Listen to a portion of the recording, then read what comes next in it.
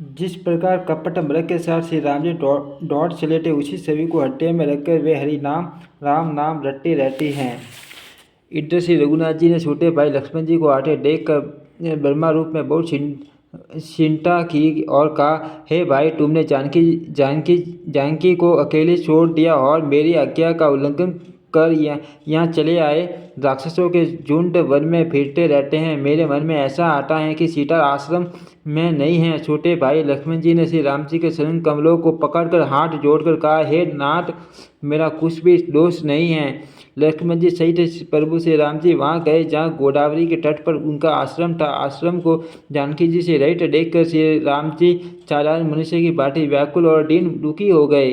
वे विलाप करने लगे, हाँ गुणों की खान जानकी, हाँ रूपशील वज्र और नियमों में पवित्र सीते। लक्ष्मण जी ने बहुत प्रकार से समझाया। तब श्री राम जी लताओं और वृक्षों की पंक्तियों से पूछते हुए चले, हे पशुओं, हे गौरों की पंक्तियों, तुमने कहीं मृग नयनी सीता को देखा है? खंचन, तोता, कबूतर, हिरन, मछली, भौरों का समूह, परवीन, कोयल, कुंडकली, अनार, बिजली, कमल, शरद का चंद्रमा और नागिनी, वरुण का पास, कामदेव का धनुष, हंस, गज और सिंह, ये सब आज अपनी प्रशंसा सुन रहे हैं।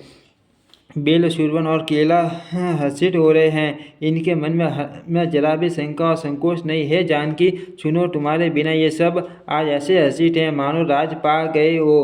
अर्थात तुम्हारे अंगों के सम्मान ये सब तुझ अपमानित और लज्जित थे। आज तुम्हें न देखकर ये अपनी शोभा के अभिमान में फूल रहे हैं। तुमसे ये अनक स्पर्धा कैसी सह जाती?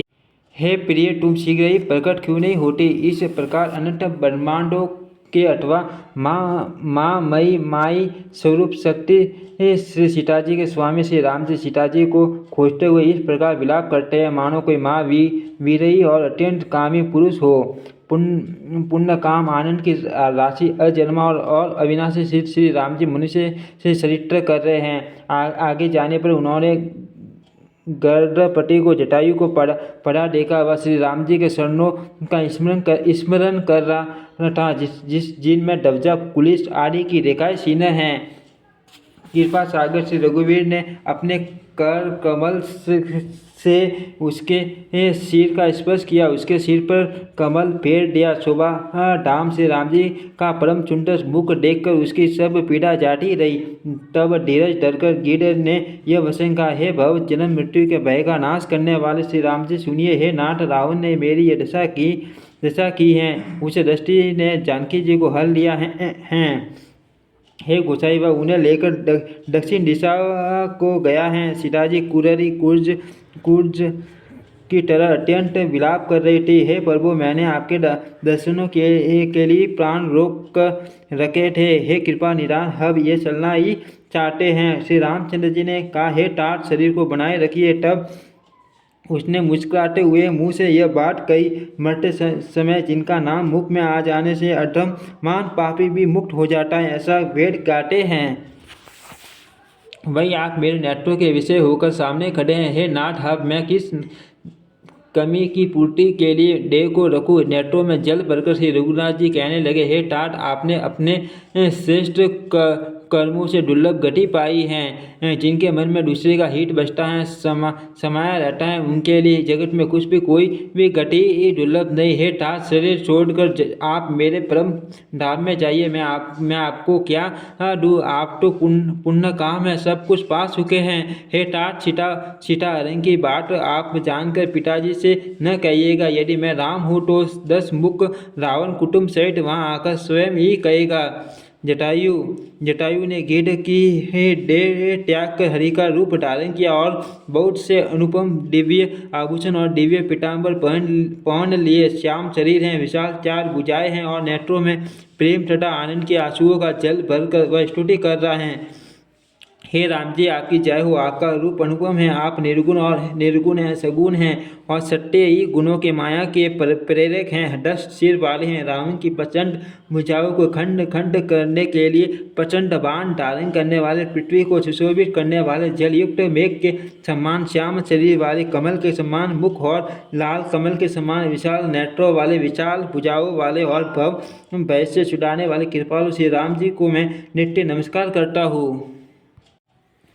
आप अपरिमित बल वाले हैं। अनादि जन्मा अव्यक्त निराकार, एक अघोषर, अलक्ष्य, गोविंद, वेद वाक्यों द्वारा जानने योग्य, इंद्रियों से अतीत, जन्म मरण सुख दुख हर्ष सुखादि दवंडों को हरने वाले, विज्ञान की घन मूर्ति और पृथ्वी के आधार हैं तथा जो संत राम मंत्रों को जपते हैं उन अनंत सेवक को मन को आनंद देने वाले हैं। उन निष्काम प्रिय निष्काम जनों के प्रेमी अथवा उन्हें प्रिय हैं तथा काम आदि दुष्ट वृत्तियों के दल का दलन करने वाले श्री राम जी को मैं नित्य नमस्कार करता हूँ। जिनको सृष्टि निरंजन, माया से परे, ब्रह्मा व्यापक, निर्विकार और जन्म रहित कहकर गान करती हैं। मुनि जिन्हें ध्यान ज्ञान वैराग्य और योग आदि अनेक साधन करके पाते हैं, वे ही करुणा कंठ शोभा के समूह स्वयं भगवान प्रकट होकर जड़ चेतन समस्त जगत को मोहित कर रहे हैं। मेरे हृदय कमल के ब्रह्म रूप उनके अंग अंग में बहुत से कामदेवों की सभी शोभा पा रही हैं,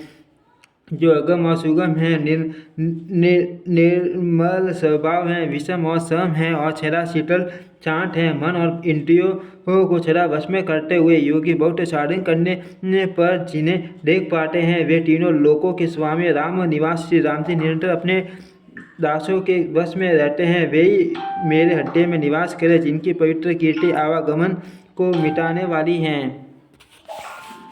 अखंड भक्ति का वर मांगकर गरुड़ राज जटायु श्री हरि के परम धाम को चला गया। श्री रामचंद्र जी ने उसकी डाक कर्म आदि सारी क्रिया यथा योगी अपने हाथों से की।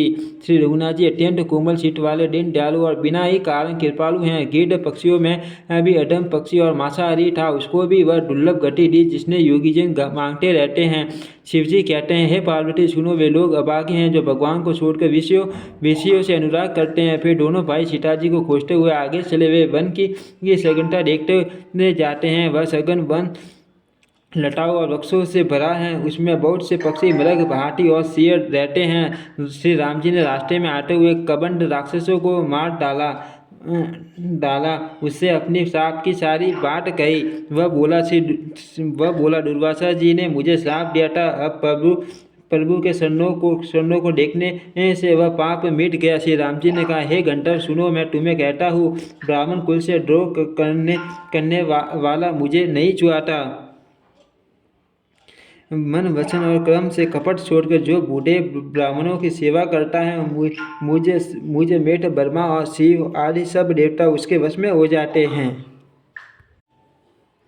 साप देता हुआ, मारता हुआ और कठोर वचन कहता हुआ भी ब्राह्मण पूजनीय है, ऐसा संत कहते हैं। शील और गुणों से ही हीन भी ब्राह्मण पूजनीय है, और गुण गणों से युक्त और ज्ञान में निपुण भी शुद्ध पूजनीय नहीं है। श्री राम जी ने अपना धर्म भागवत धर्म कहकर उसे समझाया। अपने शरणों में प्रेम देखकर वह उनके मन को आया। तदंतर श्री रघुनाथ जी के शरण कमलों में सिर नवाकर वह अपनी कटी गंधर्व का स्वरूप पाकर आकाश में चला गया। उधर श्री राम जी उसे घटी देकर सबरी जी के आश्रम में पधारे। सबरी जी ने श्री रामचंद्र जी को घर में आए देखा, तब मुनि मंगल जी के वचनों को याद करके उनका मन प्रसन्न हो गया।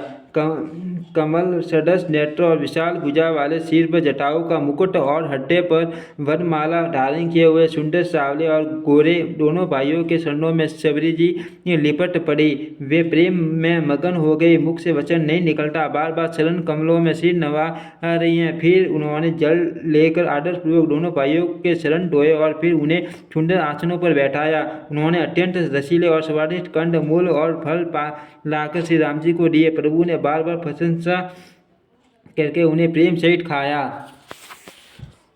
फिर वे हाथ जोड़कर आगे खड़ी हो गई। प्रभु को देखकर उनका प्रेम अत्यंत बढ़ गया। उन्होंने कहा, मैं किस प्रकार आपकी स्तुति करूं। मैं नीच जाति की और अत्यंत मूढ़ बुद्धि हूँ, जो अडम से भी अडम हैं। स्त्रियाँ उनमें भी अत्यंत अडम हैं।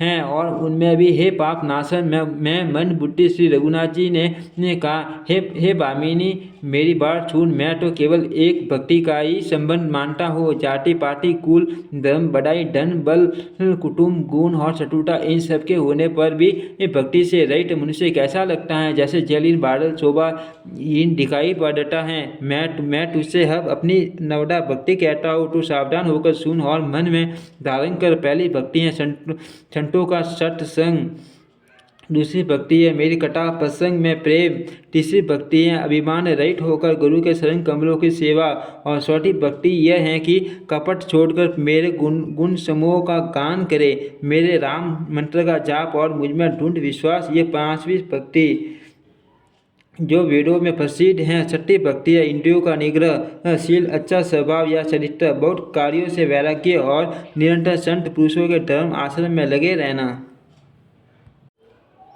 सातवीं भक्ति है जगत भर को समभाव से मुझ में ओत प्रोत राम में देखना और संतों को मुझसे भी अधिक करके मानना। आठवीं भक्ति है जो कुछ मिल जाए उसी में संतोष करना और सपन में भी प्राय दोषों को न देखना। नवीं भक्ति है सरलता और सबके साथ कपट रहित बर्ताव करना, हत्या में मेरा भरोसा रखना और किसी भी अवस्था में हर्ष और दैन्य विषाद का न होना।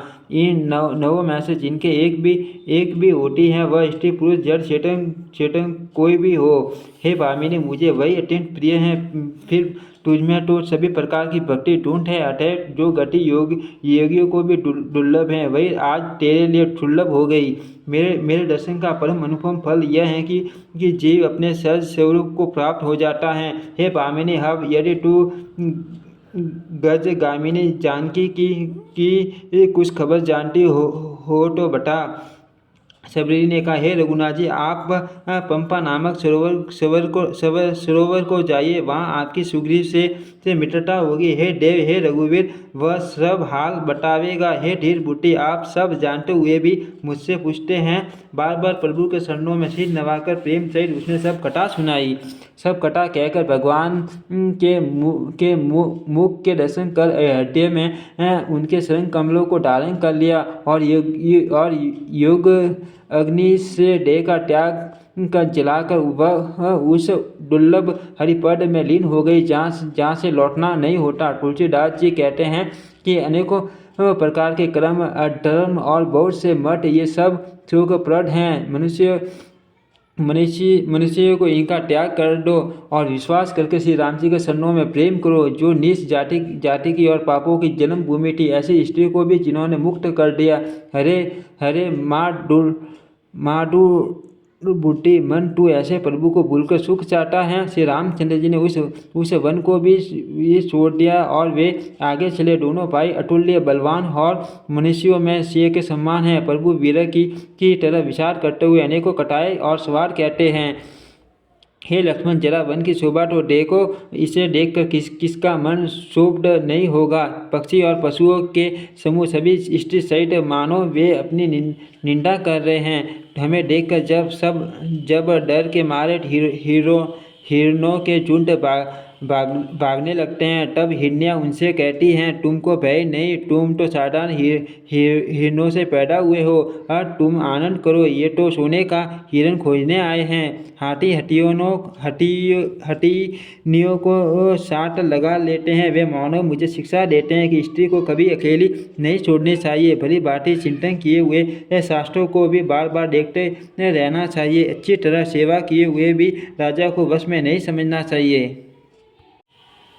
और स्त्री को शाही हड्डे में ही क्यों न रखा जाए, परंतु युवती, स्त्री, शास्त्र और राजा किसी के वश में नहीं रहते। हे तात, इस सुंदर वसंत को तो देखो, प्रिया के बिना मुझको यह भय उत्पन्न कर रहा है। मुझे विरह से व्याकुल, बलहीन और बिल्कुल अकेला जानकर कामदेव ने वन भौरों और पक्षियों को साथ लेकर मुझ पर धावा बोल दिया। परंतु जब उसका दूत यह देख गया कि मैं भाई के साथ हूँ, अकेला नहीं हूँ, तब उसकी बात सुनकर कामदेव ने मानो सेना को रोक कर डेरा डाल दिया। विशाल वृक्षों में लताएं उलझी हुई ऐसी मालूम होती है मानो नाना प्रकार के तंबू तान दिए गए हैं। केला और टाट सुंदर डबजार पटाका के समान है। इन्हें देखकर वही नहीं मोहित होता जिसका मन धीर है। अनेकों वृक्ष, नाना प्रकार के फूल फूले हुए हैं, मानो अलग अलग बाना वर्दी धारण किए हुए बहुत से तीरंदाज हो। कहीं कहीं सुंदर वक्त सुबह दे रहे हैं, मानो योद्धा लोग अलग अलग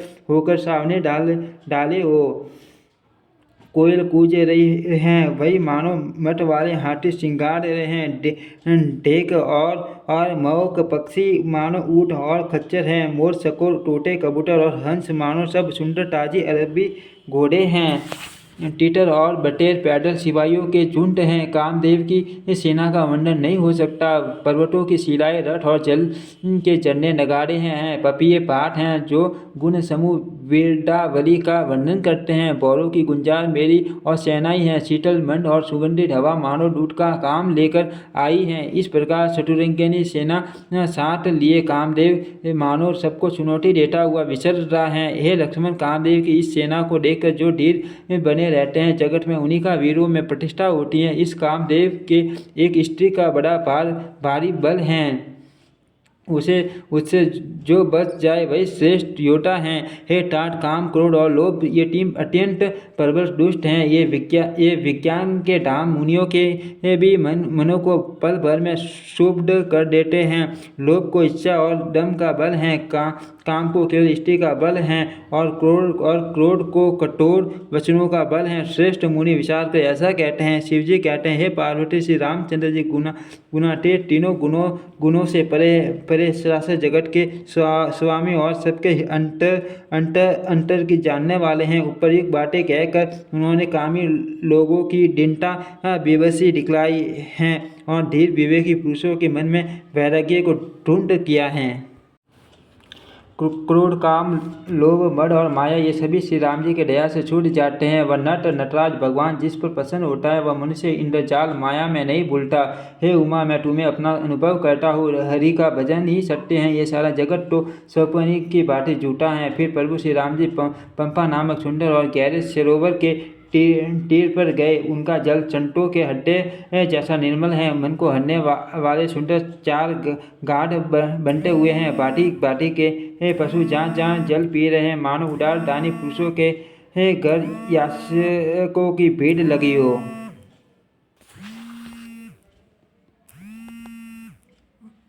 क्या झूठा है जी?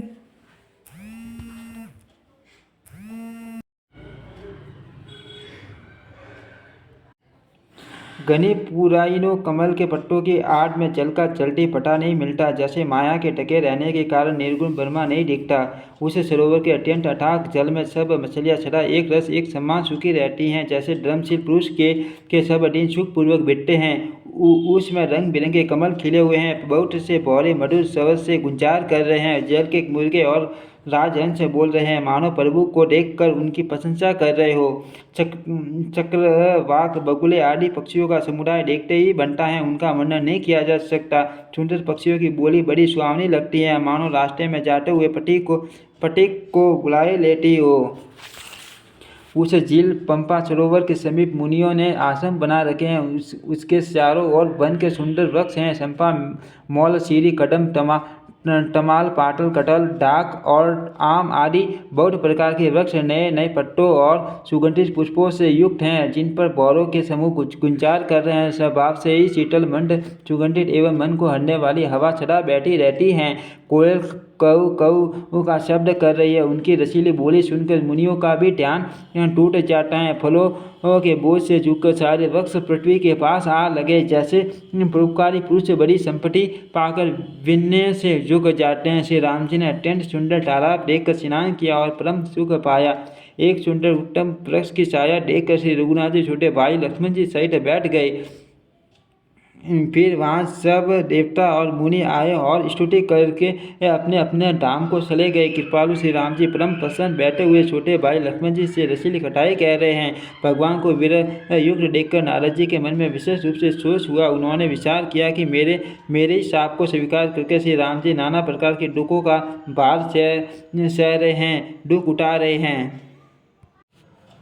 ऐसे भक्त वत्सल प्रभु को जाकर देखो। फिर ऐसा अवसर न बन आवेगा। यही विचार कर नारद जी हाथ में वीणा लिए हुए वहाँ गए जहाँ प्रभु सुखपूर्वक बैठे हुए थे। वे कोमल वाणी से प्रेम के साथ बहुत प्रकार से बकान बकान कर राम चरित्र का गान करते हुए चले आ रहे हैं। डटबट करते देख कर श्री रामचंद्र जी को नारद जी को उठा लिया और बहुत देर तक हड्डे से लगाए रखा। फिर स्वागत कुशल पूछकर पास बैठा लिया। लक्ष्मण जी ने आदर के साथ उनके शरण ढोए, बहुत प्रकार से विनती करके और प्रभु को मन में पसंद जानकर। तब नारद जी कमल के समान हाथों को जोड़कर वचन बोले, हे स्वभाव से ही उदार श्री रघुनाथ जी, सुनिए आप सुंदर अगम और सुगम वर के देने वाले हैं। हे स्वभाव से ही उदार श्री रघुनाथ जी, सुनिए आप सुंदर अगम और सुगम वर के देने वाले हैं। हे स्वामी, मैं एक वर मांगता हूँ, वह मुझे दीजिए। यद्यपि आप अंतर्यामी होने के नाते सब जानते ही हैं। श्री राम जी ने कहा, हे मुनि, तुम मेरा स्वभाव जानते ही हो। क्या मैं अपने भक्तों से कभी कुछ छिपाव करता हूँ? मुझे ऐसी कौन सी वस्तु प्रिय लगती है जिसे हे मुनिश्रेष्ठ तुम नहीं मांग सकते?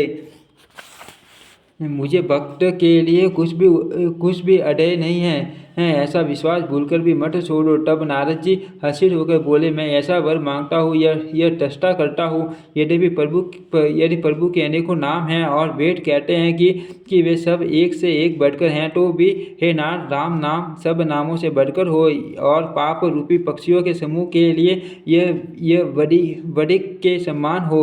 आपकी भक्ति पूर्णिमा की रात्रि है, उसमें राम नाम की यह पुण्य चंद्रमा होकर यही पुण्य चंद्रमा होकर और अन्य सब नाम तारागण होकर भक्तों के हृदय रूपी निर्मल आकाश में निवास करे। कृपा सागर श्री रघुनाथ जी ने मुनि से एवं मस्तु ऐसा ही हो कहा। तब नारद जी ने मन में अत्यंत ऐसे होकर प्रभु के चरणों में मस्तक नवाया। श्री रघुनाथ जी को अत्यंत प्रसन्न जानकर नारद जी फिर कोमल वाणी बोले, हे राम जी, हे रघुनाथ जी, सुनिए। जब आपने अपनी माया को प्रेरित करके मुझे मोहित किया था, तब मैं विवाह करना चाहता था। हे प्रभु, आपने मुझे किस कारण विवाह नहीं करने दिया? प्रभु बोले, हे मुनि, सुनो, मैं तुम्हें हर्ष के साथ कहता हूँ कि जो समस्त आशा भरोसा छोड़कर केवल मुझको ही बचते हैं, मैं सदा उनकी वैसे ही रखवाली करता हूँ जैसे माता बालक की रक्षा करती है। छोटा बच्चा जब दौड़कर आग और सांपों को पकड़ने जाता है, तो वहाँ माता उसे अपने हाथों अलग अलग करके बचा लेती हैं।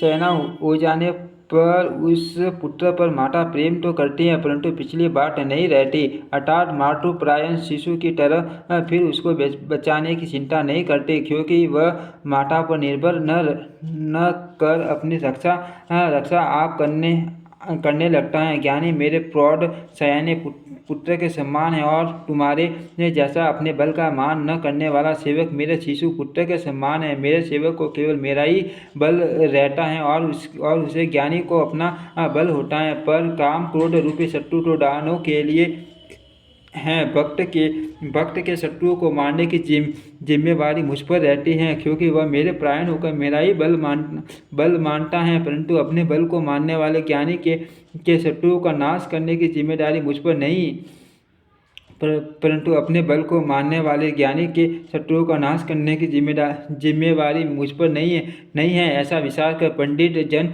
बुद्धिमान लोग मुझको ही बचते हैं। वे ज्ञान प्राप्त होने पर भी भक्ति को ही नहीं छोड़ देते। काम क्रोध लोभ और मद आदि मोह अज्ञान की प्रबल सेनाएं, इनमें माया रूपिणी माया की साक्षात मूर्ति स्त्री तो अत्यंत दारुण दुख देने वाली हैं। हे मुनि, सुनो, पुराण वेद और संत कहते हैं कि मोह रूपी वर्ण को विकसित करने के लिए स्त्री वसंत ऋतु के समान है। जब तब नियम रूपी संपूर्ण जल के स्थानों को स्त्री ग्रीष्म रूप होकर सर्वथा सोख लेती हैं। काम क्रोध मद और मत्सर डाह आदि मेंढक है, इनको वर्षा ऋतु होकर हर्ष प्रदान करने वाली एकमात्र यही स्त्री है। बुरी वासनाएं कुमुदों के समूह और हैं, उनको सदा सुख देने वाली यह शरद ऋतु हैं। समस्त धर्म कमलों के झुंड हैं।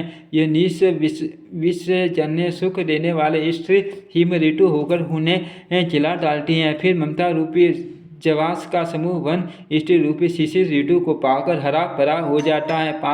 पाप रूपी उल्लुओं के समूह के लिए यह स्त्री सुख देने वाली घोर अंधकारमयी रात्रि है। बुद्धि बल शील और सत्य ये सब मछलियाँ हैं, और को फंसाकर नष्ट करने के लिए स्त्री वंशी के समान है। चतुर पुरुष ऐसा कहते हैं। युवती स्त्री अवगुणों की मूल पीड़ा देने वाली और सब दुखों की खान है। इसीलिए हे मुनि, मैंने जी में ऐसा जानकर तुमको विवाह करने से रोका था।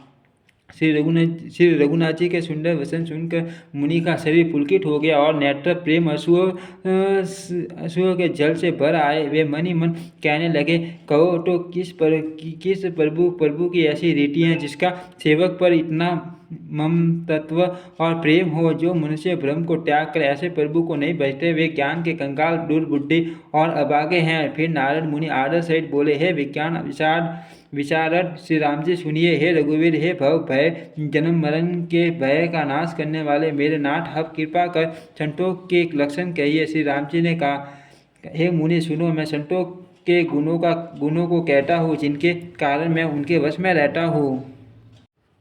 वे संत काम, क्रोध, लोभ, मोह, मद और मत्सर, इन 6 विकारों दोषों को जीते हुए पाप रहित, काम रहित, निश्चल, स्थिर बुद्धि, अंकिंच, सर्वत्यागी, बाहर भीतर से पवित्र, सुख के धाम, असीम, ज्ञानवान, इच्छा रहित, मीठाहारी, सत्यनिष्ठ, कवि, विद्वान, योगी, सावधान, दूसरों को मान देने वाले, अभिमान रहित, धैर्यवान, धर्म के ज्ञान और आचरण में अत्यंत निपुण, गुणों के घर, संसार के दुखों से रहित और संदेहों से सर्वथा छूटे हुए होते हैं। मेरे शरण कमलों को छोड़कर उनको न देही प्रिय होती है, न घर ही कानों से अपने गुण सुनने में सकुचाते हैं। दूसरों के गुण सुनने से विशेष शील होते हैं। सम और शीतल, न्याय का कभी त्याग नहीं करते, सरल स्वभाव होते हैं और सभी से प्रेम रखते हैं। वे जप, तप, व्रत, दम, संयम और नियम में रत रहते हैं और गुरु गोविंद तथा ब्राह्मणों के शरणों में प्रेम रखते हैं। उनमें सदा क्षमा, मैत्री, दया, मुदिता, प्रसन्नता और प्रेम शरणों में निष्कपट प्रेम होता है तथा वैराग्य, विवेक, विनय, विज्ञान, परमात्मा के तत्व का ज्ञान और वेद पुराण यथार्थ ज्ञान रहता है। वे दंभ, अभिमान और मद कभी नहीं करते और भूलकर भी कुमार्ग पर पैर नहीं रखते। सदा मेरी लीलाओं को गाते सुनते हैं और बिना ही कारण दूसरों के हित में लगे रहने वाले होते हैं। हे मुनि सुनो, संतों के जितने गुण हैं उनको सरस्वती और वेद भी नहीं कह सकते, शेष और शारदा भी नहीं कह सकती। ये सुनते ही नारद जी ने श्री राम जी के शरण कमल पकड़ लिए। दीन बंधु कृपालु प्रभु ने इस प्रकार अपने श्रीमुख से अपने भक्तों के गुण कहे। भगवान के शरण कमलों में बार बार सिर नवाकर नारद जी ब्रह्मलोक को चले गए। तुलसीदास जी कहते हैं कि वे पुरुष धन्य हैं जो सब आशा छोड़कर केवल श्री हरि के रंग में रंग गए। जो लोग रावण के शत्रु श्री राम जी का पवित्र यश गावेंगे और सुनेंगे, वे वैराग्य, जप और योग के बिना ही श्री राम जी की तुंड भक्ति पावेंगे। युवती स्त्रियों का शरीर दीपक की लौ के समान है। हे मन, तू उसका पटिंगा न बन। काम और मद को छोड़कर श्री रामचंद्र जी का भजन कर और सदा सत्संग कर। मासा प्रायण 22वां विश्राम। इति श्री रामचरितमानस सकल कलुष विध्वंसने तृतीय सोपान समाप्त। कलयुग के संपूर्ण पापों को विध्वंस करने वाले श्री रामचरितमानस का यह तीसरा सोपान समाप्त हुआ। अन्य कांड समाप्त। ओम श्री रामचरितमानस नमः।